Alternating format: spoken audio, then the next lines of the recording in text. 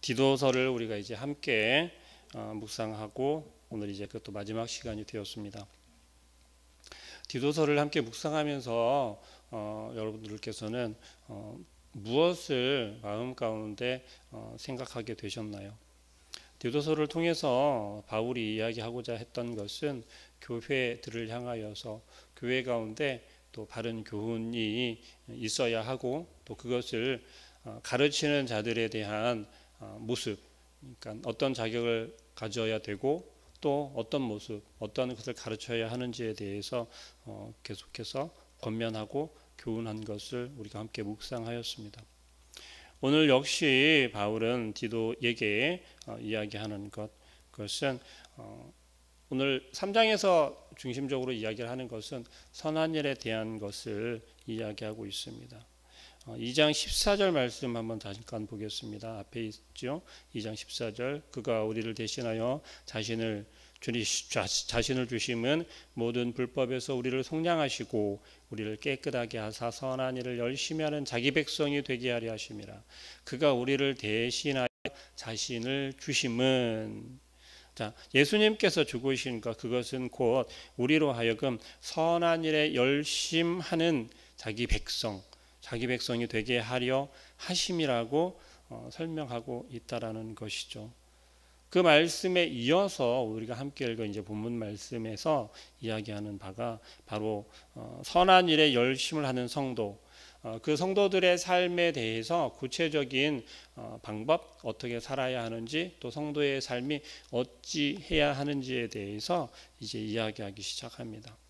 먼저 선한 시민이 되는 것에 대해서 이야기를 하지요. 1절 말씀입니다. 너는 그들로 하여금 통치자들과 권세 잡은 자들에게 복종하며 순종하며 모든 선한 일 행하기를 준비하게 하며 아무도 비방하지 말며. 우리가 속해져 있는 이 사회 가운데서 이 공동체 가운데서 우리를 다스린다라고 하기보다는 나라를 다스리고 나라를 통치하기 위해서 일하고 있는 정치인들을 우리가 생각해 볼 수 있겠죠. 지금 사회에서 대한민국 2020년을 살아가고 있는 이 대한민국 전 세계가 코로나19 때문에 어려운 상황 가운데 혼란 가운데 있고 그 가운데 또 올해 여름에는 또 이렇게 장맛비가 태풍이 참 많이도 우리 대한민국을 지나갔죠. 그로 인해서 또 여러 가지 인재라고도 이야기를 하는 그러한 문제들 때문에 피해를 입은 농민들, 서민들이 많은 것을 우리는 뉴스를 통해서도 접하고 우리 또 주변에서 우리 가까운 지인들을 통해서도 접하게 되었죠. 이런 상황 가운데 우리는 똑같은 소리를 내죠. 한 목소리를 내는 게 있습니다. 그건 뭐냐면 정치하는 정부를 향하여서 같은 소리를 낸다라고 하는 것이지요. 그런데 오늘 성경 말씀에서는 뭐라고 이야기를 하냐면 너는 그 통치자들을 권세 잡은 자들에게 복종하라고 이야기를 합니다. 이게 과연 무조건적인 복종을 이야기를 하는 것일까요? 아니면 우리의 소리를 내고 우리가 부당한 일을 당하고 또 그러한 것들을 그냥 가슴에 품고 그냥 순종하라고 이야기하는 것일까요? 그런데 성경에서 이야기하는 바는 오늘 바울이 디도를 통하여서 그 교회 공동체를 이룬 사람들 그들을 향하여서 이야기하는 것은 그들에게 복종하라고 이야기를 합니다. 그것이 그리스도인들이 성경 말씀만을 지키는 것이 본분을 다하는 것이 아니라 이 세상을 섬기는 것 역시도 하나님께서 세우신 것이라는 것을 받아들이고 그것을 섬기는 일이다라고 바울은 이야기합니다.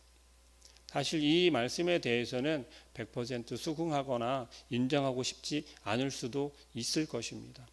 그런데 하나님께서 성경 말씀을 통하여서 우리에게 이야기하는 것은 우리가 속해 있고 우리가 속한 공동체 가운데 그 사회 구성원을 이루고 살아가는 우리들에게 있어서 정치하는 그 정부를 향하여서 물론 잘못하는 것들에 대해서 목소리를 낼 수도 있겠죠. 또 그것이 당연한 것일 수 있습니다.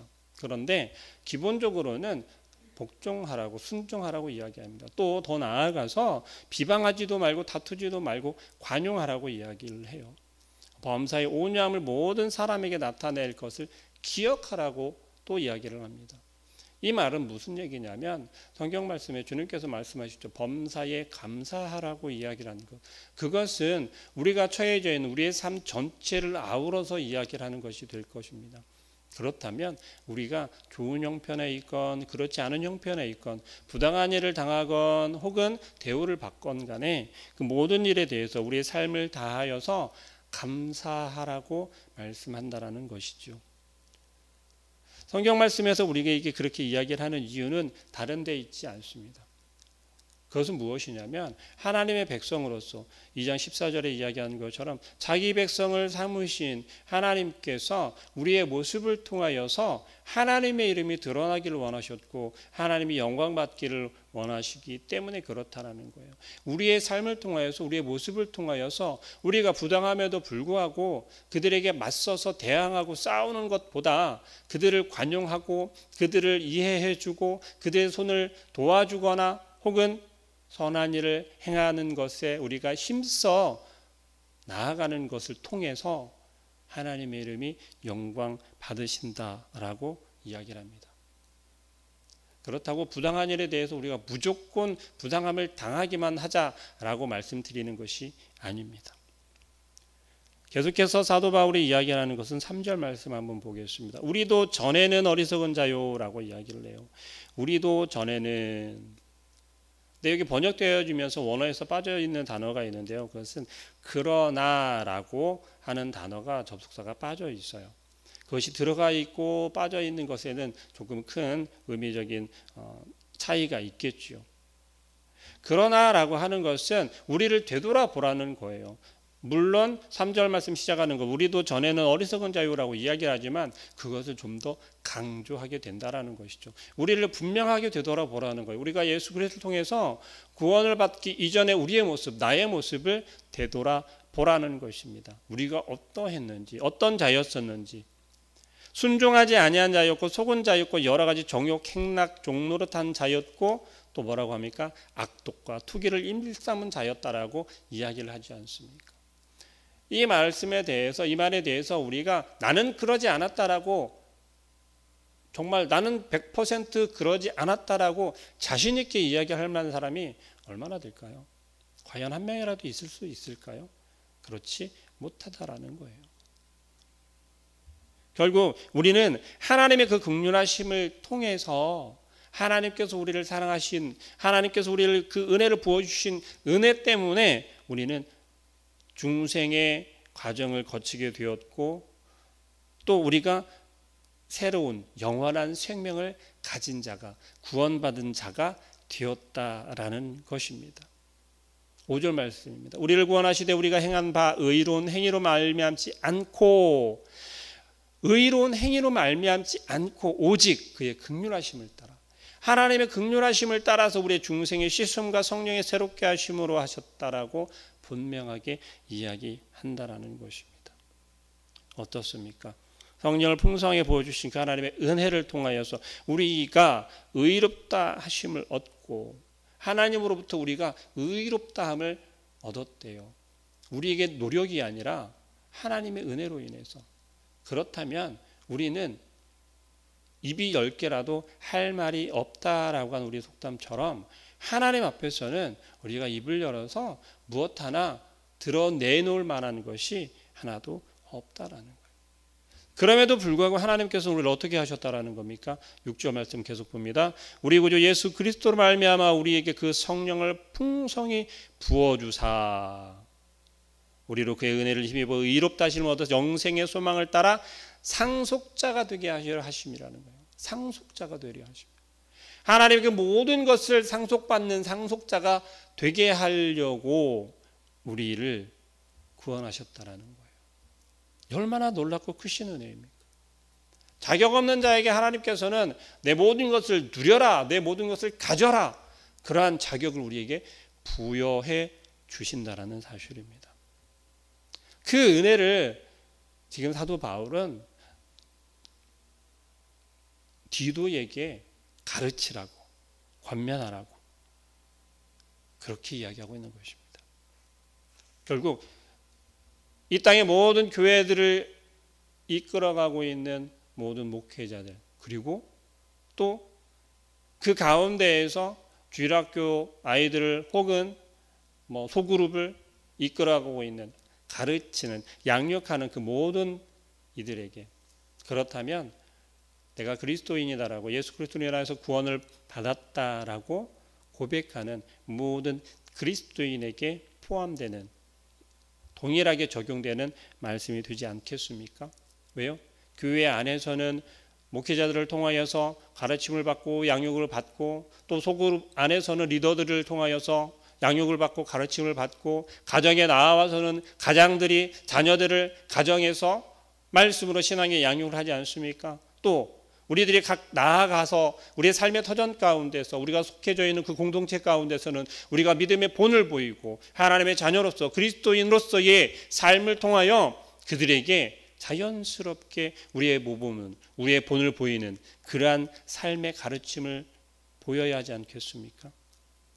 사도 바울이 지금 디도를 통하여서 이야기하는 것은 그 교회를 통하여 그 교회 가운데만 국한되어지게 이야기를 하는 것이 아니라는 사실입니다.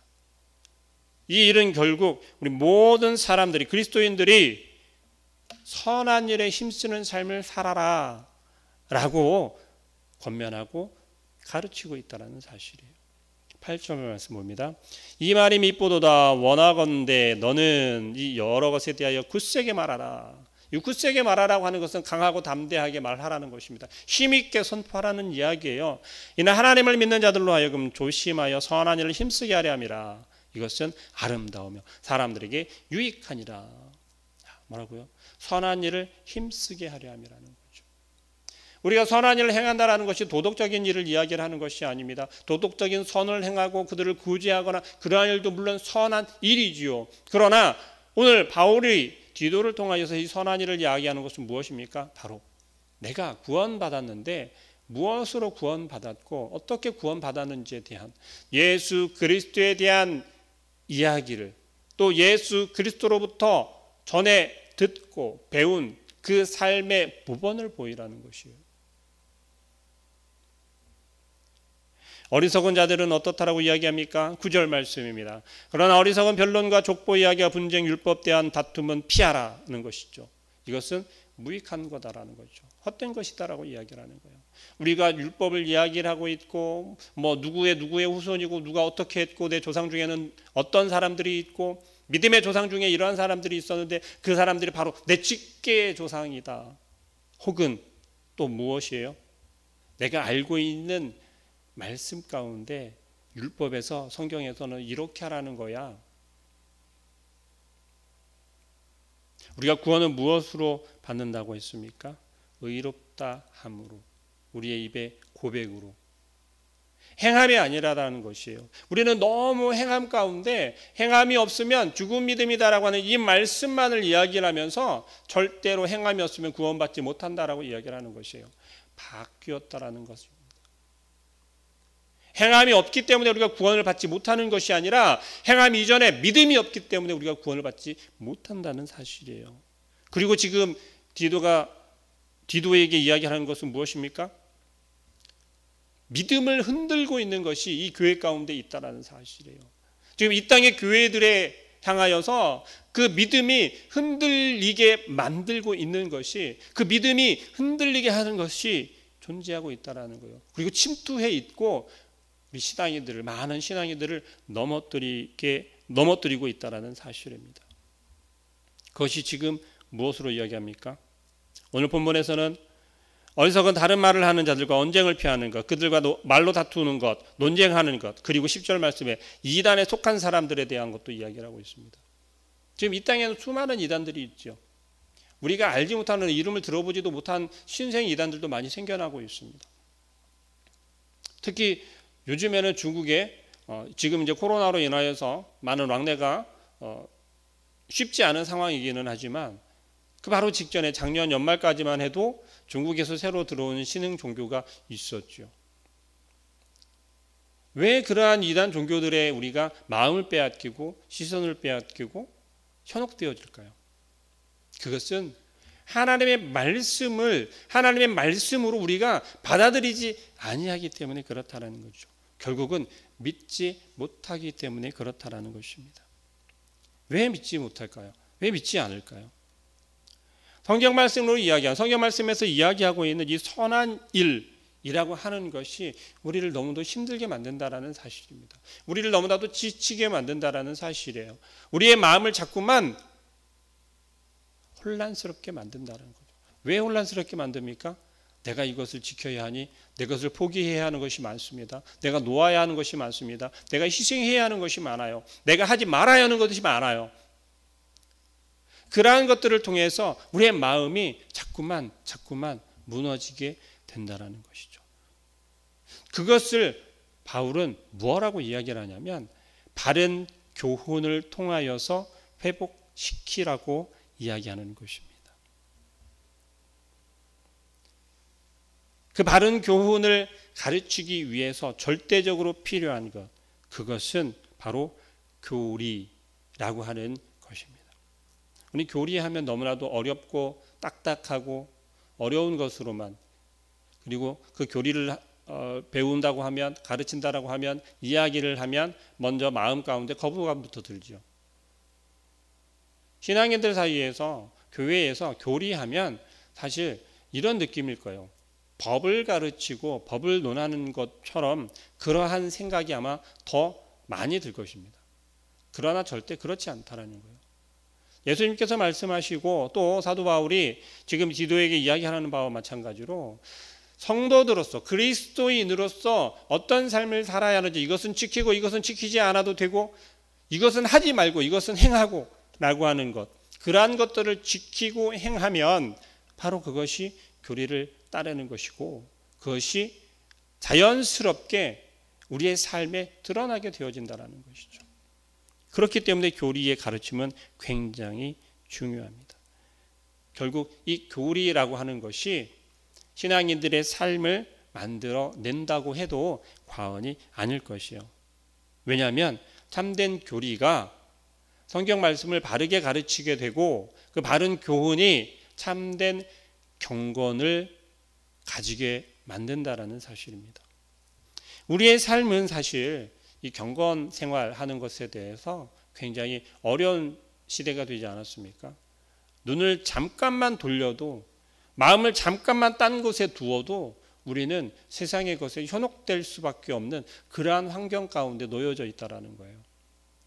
그런다고 집 밖에 안 나가면 된다?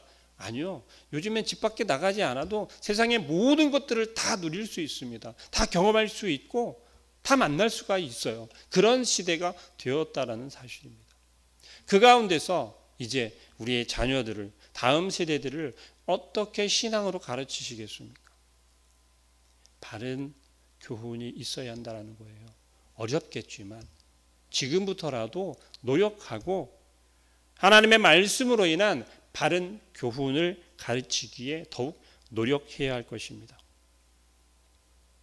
그리고 이제 바울은 디도에게 마지막 인사를 하면서 이제 서신을 마치려고 하고 있습니다. 12절 말씀입니다. 내가 아데마나 두기고를 내게 보내리니 그때 내가 급히 니고볼리로 내게 오라. 디도를 대신할 사람들을 보낼 테니까 너는 바로 나에게 오라는 것입니다. 또 율법교사 세나와 아볼로를 자기에게 속히 보내주고 부족함이 없게 보내라고 합니다. 이것은 이야기할 때 바울이 선교 사역을 하고 있는데 아마 선교비가 많이 부족했던 것으로, 그래서 그 부족한 것들을 채우는 것으로, 그러한 도움을 요청한 것으로 신학자들은 이야기를 합니다. 우리가 교회 공동체 안에서 많은 국내 선교도 하고 해외 선교도 하고 있지 않습니까? 그런데 사실 그 현장이 어떠한지는 우리 눈으로 보지 않는 이상은 사실 정확하게 알 수가 없지요. 또 선교사님들을 통하여서 선교 보고를 받고 듣고 또 자료들을 통하여서만 접할 수 있지만 실제로 현재에 나아가서 보면 사실 우리가 생각하는 것과는 너무나도 다른 모습들을 많이 목격하게 됩니다.